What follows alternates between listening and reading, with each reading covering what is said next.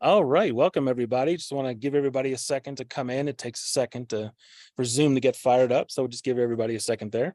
All right.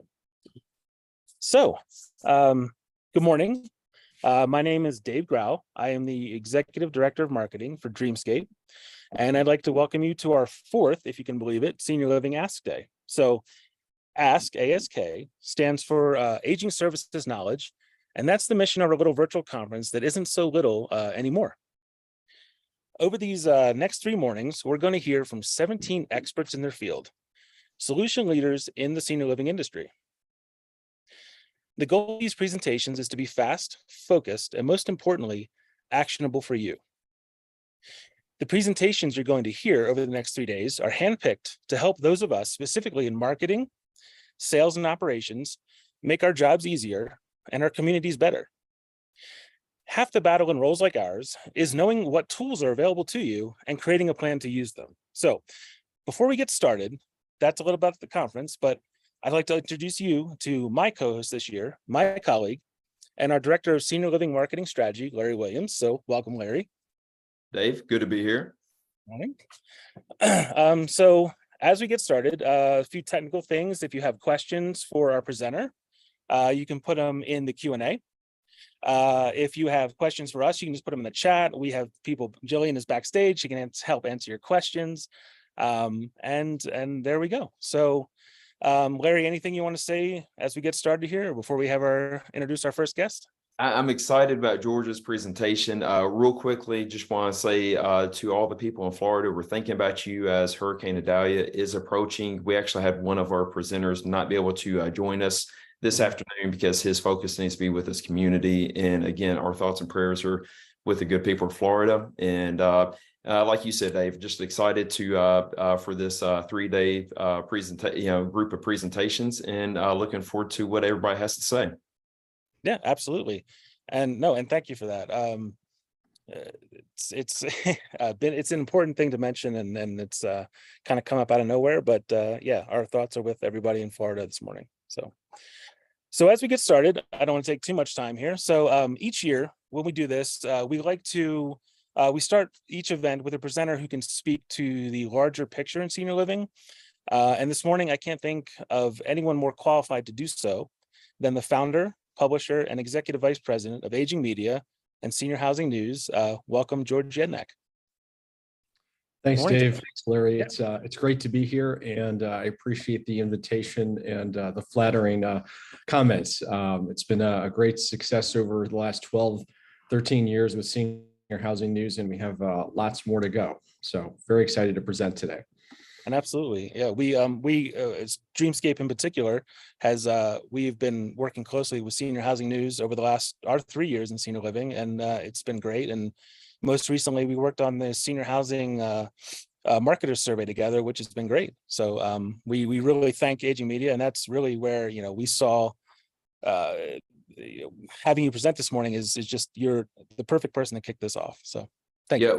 Real quickly, I'll say, if you've been around me over the last summer, that report, that Senior Living Marketing Report, is the one thing I've kept with me. It has been such a great resource, and just goes to show you that partnership level with Senior Housing News. And just want to say thank you as well, George. Our pleasure. It's great working with great partners and telling the story of senior living. I think, to give everyone a little bit of background, I am the founder of Senior Housing News. Started back in 2008, and the main premise was, where are people going to live as they age? And my background was financial services and banking and real estate to a lesser degree, and that was really kind of the construct. And over the years, I think Senior Housing News has done a great job through our editors, our marketers, our whole team to really kind of understand the industry and talk about senior living, but also other parts of the care continuum, including home health, skilled nursing, hospice, and our latest endeavor, which is behavioral health. But more on that as we go forward here. But, Dave approached me a couple months ago and said, hey, would you help out and tell a little bit about what you guys do, how you guys look at the market, what you find resonates with folks. And I said, absolutely. I'm happy to share some of our secret sauce. So some of the things we'll talk about today are things that we see more so in the B2B market, but it also translates into the B2C market as well. And we'll get started here. Awesome. Look forward to it. Thank you, George. So we look at ourselves at Senior Housing News as storytellers primarily, and we've kind of come through the journey of thinking about what storytelling really means to our audiences, but also to us individually. And when I thought about kind of storytelling for me today, has really become a very personal story. And I have two 4.5-year-old twins who just love story time all the time. And so I've read, Dragons Love Tacos and, The Foot Book and all these other books that are very short, concise, and to the point. And I think that's something that, we have at Senior Housing News is we are direct in terms of our communication style. We want to be very clear to our audiences and really be straightforward. And I think that's really kind of the trends that we're seeing is that brevity, but that clarity is most important. And when I thought about that, I thought about all the books that I've been reading to my children, and it really kind of translates back to that context of a 20-page storybook of telling that story and keeping it simple. So one of the things that we look at, from our audience standpoint is everything is kind of getting too many plates are spinning, as I love to call it. There's too much things to check. There's voicemail, email, calendar, different kinds of things. So whether you're an executive or a consumer, you're getting emails all the time. You're getting text messages, and that attention span keeps getting less and less and less, which kind of brings us to we can't get too much done. And so we look at our audience today as, what's most important to them. It's actually their time. And we really kind of go out of our way to say, all right, if it's not absolutely necessary, do we need to say it? And that kind of pause is important when thinking about delivering a marketing message or an advertising message to your audience, is make sure that it is done timely and done with people's respect to their time. Now, everybody in sales and marketing and business today always wants this arrow up and to the right, as we kind of joke about there. We want more audience, we want more revenue, we want more occupancy, we want more time in our lives. And what's the biggest pressure of that? It's really information. And we're getting so much information overload right now. How do we cut out of the process to get to what's right and be on point and straightforward? And that's something that we think about when we're creating content for our audiences across Senior Housing News, but all the other publications that we do today. Now, what do we see at Aging Media? Back to our messaging when we're talking to our audiences, it's really listening primarily on what people want to hear about.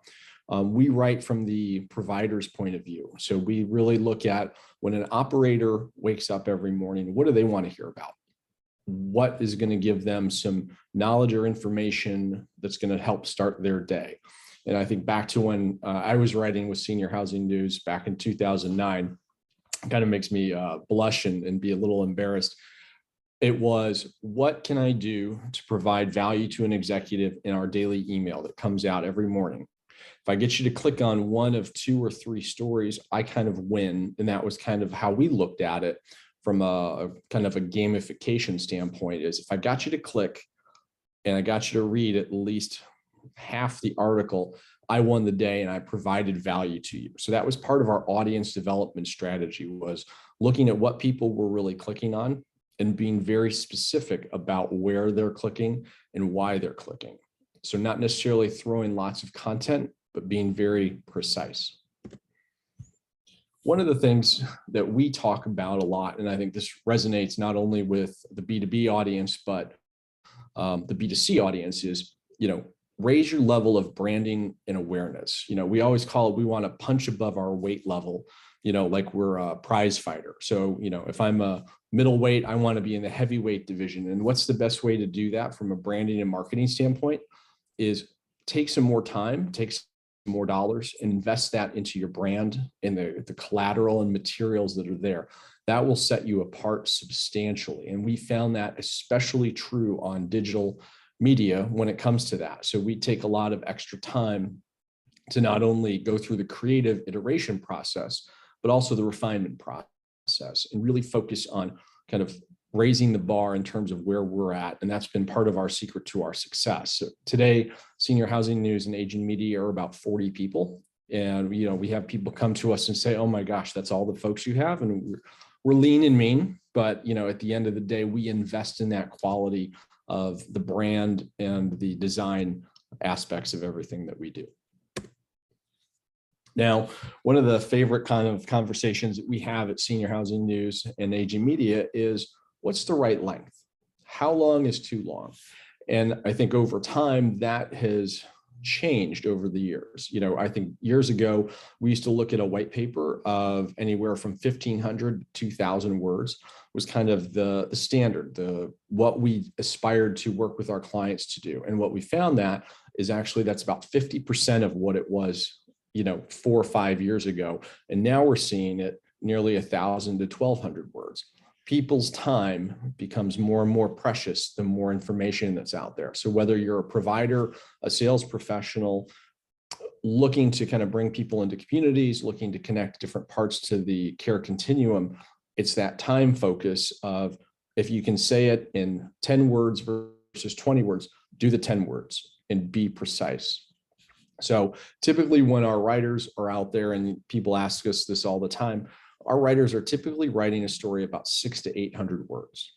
Anything over about 800 words on a daily kind of news story is just too much for people to consume. And candidly, when we look at their ability to kind of process that, they actually only get through about 75% if they do a full 800 words. So that length is very, very important in terms of messaging and content.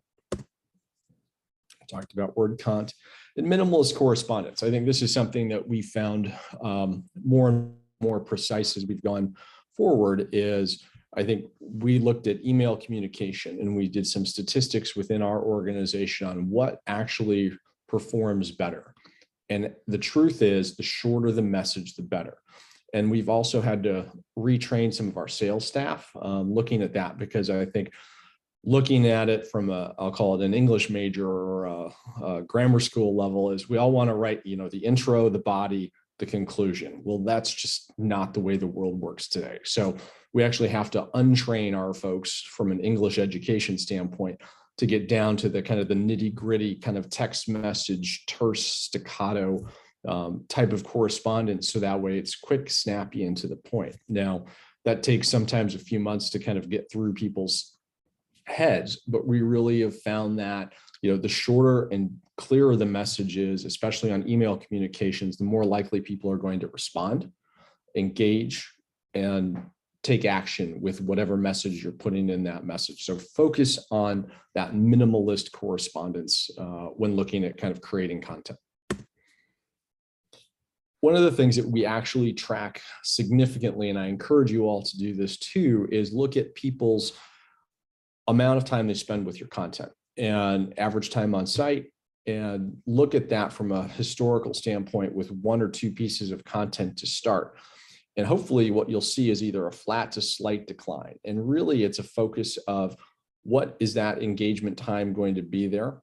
And what we found is it trends down over time, back to that brief and brevity component, but focusing on that kind of length of the story, length of the content, but then also how long they're staying on is extremely important. So I encourage you to look at whether it's Google Analytics 4, or Parsley, which is a tool that we use at Aging Media, or any other kind of content measurement tools. Really look at that engaged time, and that will kind of be part of your true north from a marketing standpoint as you go forward.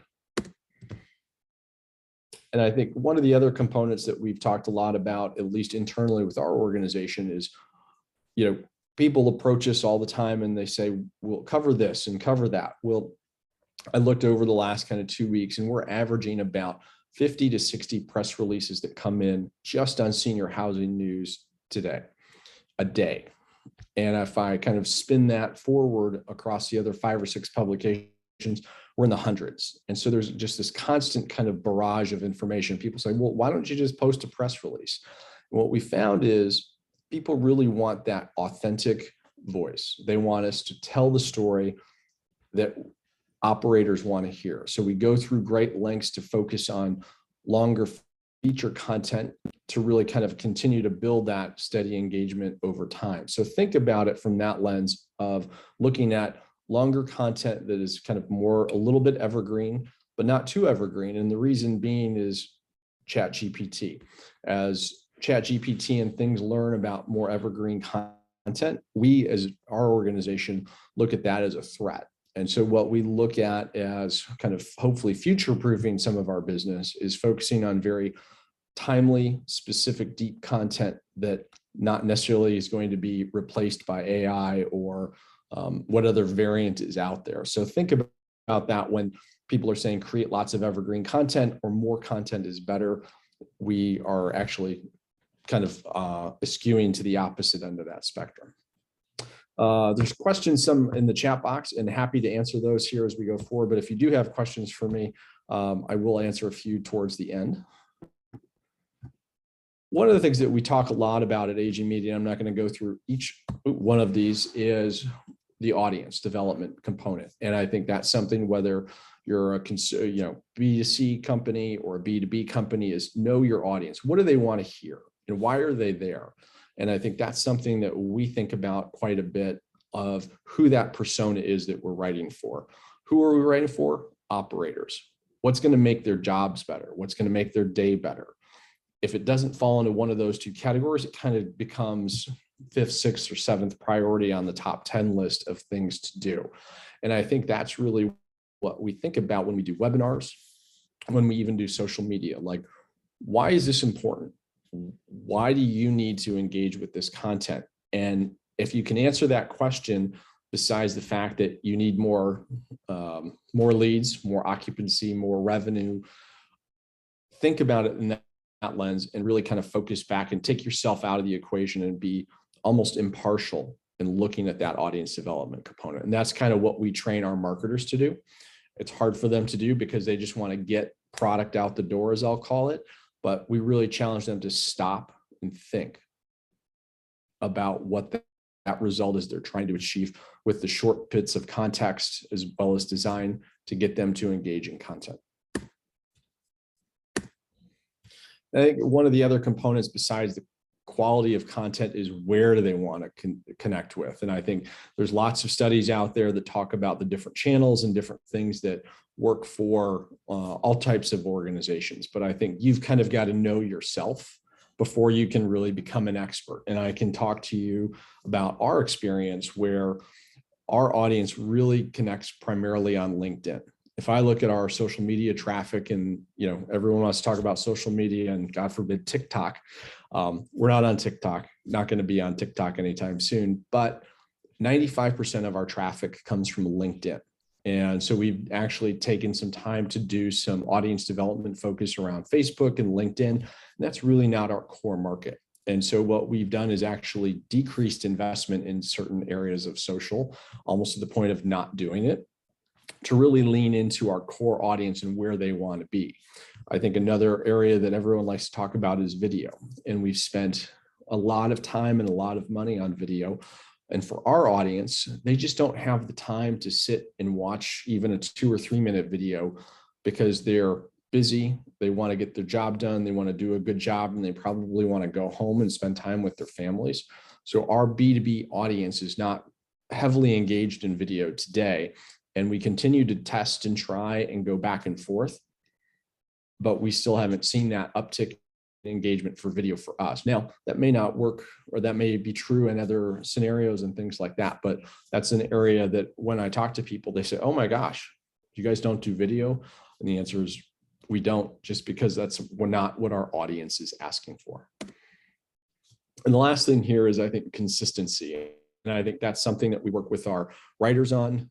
It looks from our marketer standpoint is be consistent and be on brand. And I think, when looking at kind of your persona or your company's persona, is what is that voice?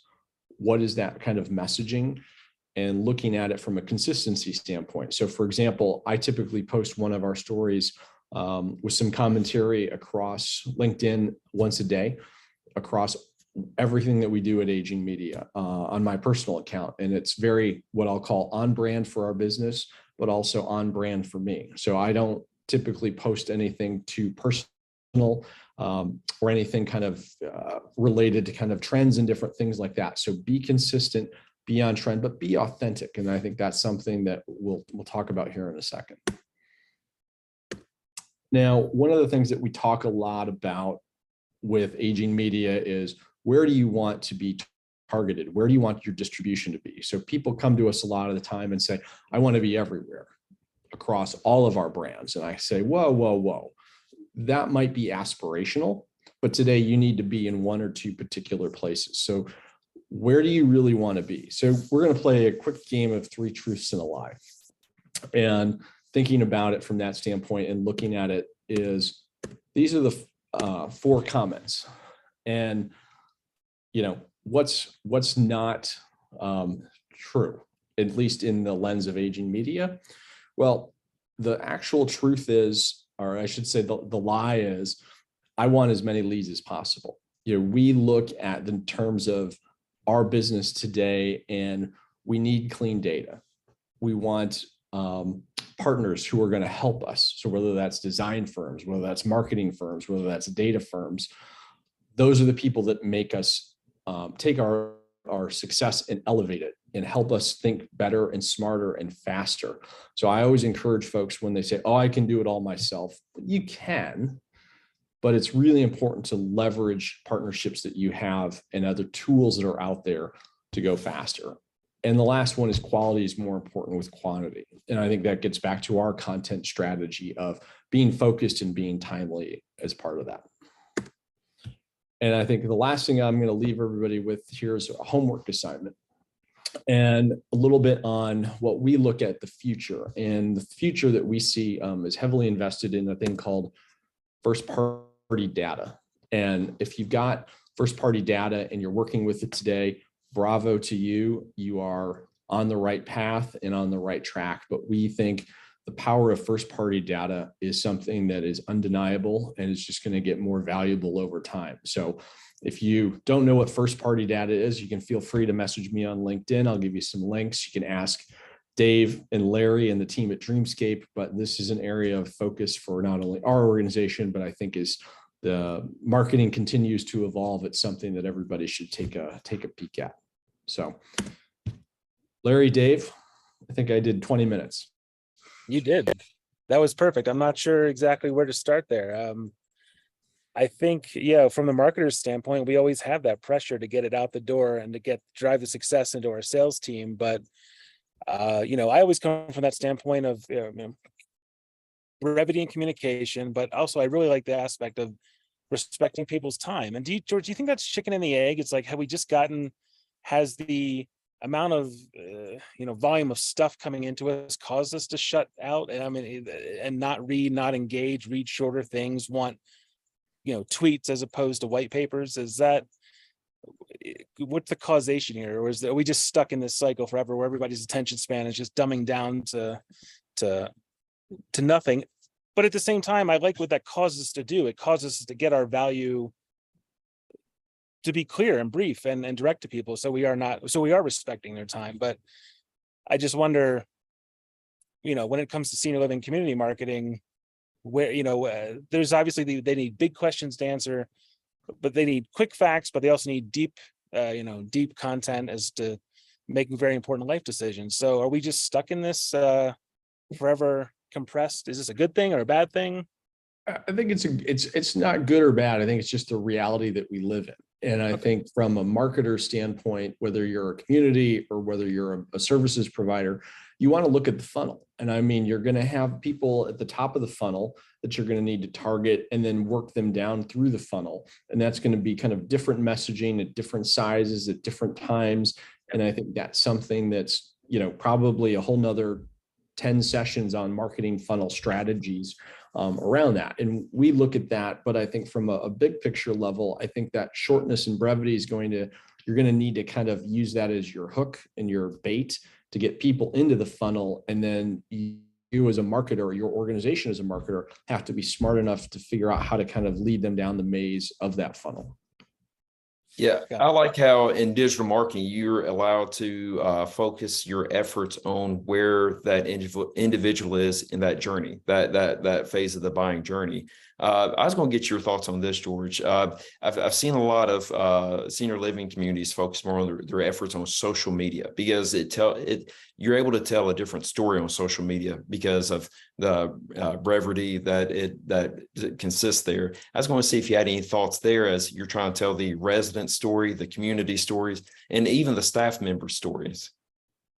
I think using social is terrific to tell the stories. And I think it gets back to that clarity of voice, and knowing where your audience wants to hear it, and measuring and tracking that, coming back to the basics of testing, measuring, and then retrying, I think is critical to that strategy. So I'm a big proponent of short snippets with video where appropriate, very kind of straight to the point text and messaging and things like that. But it's really comes back to where's your target audience and what's the best way to reach them and engage with them and make sure you're getting the ROI on that time. And I think that's the biggest challenge that we see is people aren't great at measuring time from an ROI standpoint.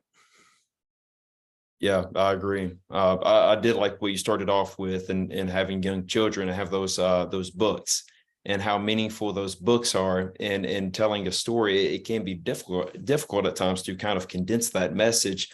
But if you do it the right way, it stays with you and remember that. And I think that's such an important part of what you referred to during your presentation. Absolutely. All marketers are storytellers. And I tell that to our entire team at Senior Housing News and Aging Media every day. Everyone from the top to the bottom of the organization is a storyteller. Yeah. Absolutely. I think, George, I might have to come take some of those lessons from you guys, though, because I'm still one of the old school. I need to be untrained as the English major. And even Jillian will tell you, like, she'll go through and edit my stuff when I'm speaking, from marketer to marketer to senior living marketers, is that it's, oh, this is very long. Cut this down, cut this down, cut this down. So that's the feedback I get a lot. So I think that I'm in that age group in my 40s that we want to tell the whole story. And it's just, that's not, we have to get checked by somebody younger who's like, no, here's the brevity of it. But and also the other thing, I don't forget if we've talked about this before, but you and I apparently both have 3-year-old twins. So that's just another, I forget if we mentioned that before, but There you go. Well, Yeah. thanks guys for having me today. It's Absolutely. been a pleasure. And I wish you all the best on the rest of the Ask sessions. It's a great endeavor. And thanks again for having me here. Well, you, George. before you go, George, can I ask a few questions? Sure, if we got time. Real quick. Yeah. So where can people find you to further connect, George? Sure. You can find Senior Housing News out on the internet. It's free to subscribe. And we do have a paid membership or subscription program called Senior Housing News Plus that gives you some deep dives into the thoughts and minds of our editors, which could be good and scary all at the same time. But you can also find us at some upcoming events. We have our Build conference in Orlando this coming November for construction design and development. And then we also have our Sales and Marketing Summit in Tampa, Florida in February. And that's pretty much, if you're in sales and marketing and senior living, you have to be there. It's a great event. And I would definitely be there. I'm looking forward to it. Yep, Dreamscape will be involved this year. We're actually presenting this year, so that'll be great. I can't wait to introduce you guys. We'll flip the table. All right, cool. Well, thank you, George. We'll see you then. Thanks, All right. guys. Have a great one. Thank you, George. All right, so everybody, that brings us to our next session, which will be at 11:45. So in about 15 minutes.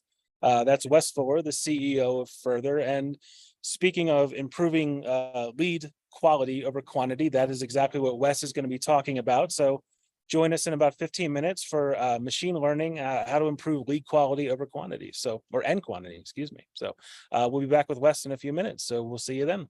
All right, everybody.